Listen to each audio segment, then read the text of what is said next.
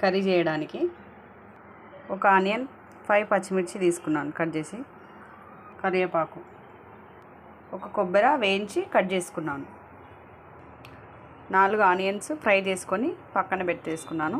Mixie పట్టుకోవాలి. ముందుగా వేయించి పెట్టుకున్న ఆయిల్లోనే వేసుకున్నాను. తగినంత ఆయిల్ వేసుకొని కట్ చేసిన ఆనియన్ వేస్తున్నాను, పచ్చిమిర్చి, కరివేపాకు,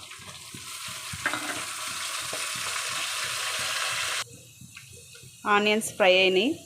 అల్లం వెల్లుల్లి పేస్ట్ వేసుకోవాలి.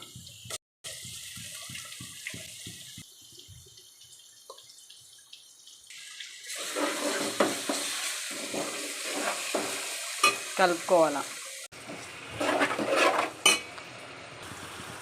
ముందు టేస్ట్కి సరిపడా సాల్ట్ వేసుకొని ఒక 2 నిమిషాల పాటు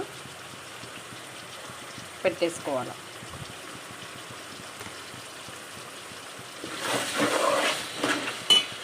వేయించి పెట్టుకున్న కొబ్బరిని మిక్సీ పట్టుకోవాలి. కొబ్బరి మిక్సీ పట్టిన దాంట్లోనికి ఆనియన్స్ వేసుకోవాలి.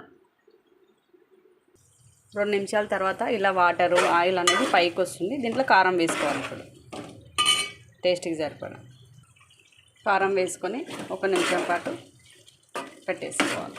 మేమైతే కొద్దిగా కారం ఎక్కువనే తింటాం. తర్వాత ఇలా ముందుగా పట్టిన కొబ్బరి ఆనియన్ పేస్ట్ వేసుకోవాలి. కొబ్బరి పొడి వేసుకొని కలుపుకోవాలి. కొద్దిగా ఆయిల్ పైకి వస్తుంది. వేడి పెట్టిన వాటర్ వేసుకోవాలి. ఇలా వేడి పెట్టిన వాటర్ వేసుకుంటే టేస్ట్ ఉంటుంది కర్రీ.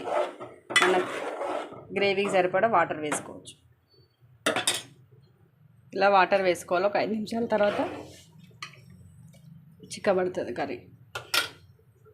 5 నిమిషాల తర్వాత ఇలా కర్రీ చిక్కబడుతుంది. కొత్తిమీర వేసుకోవాలి.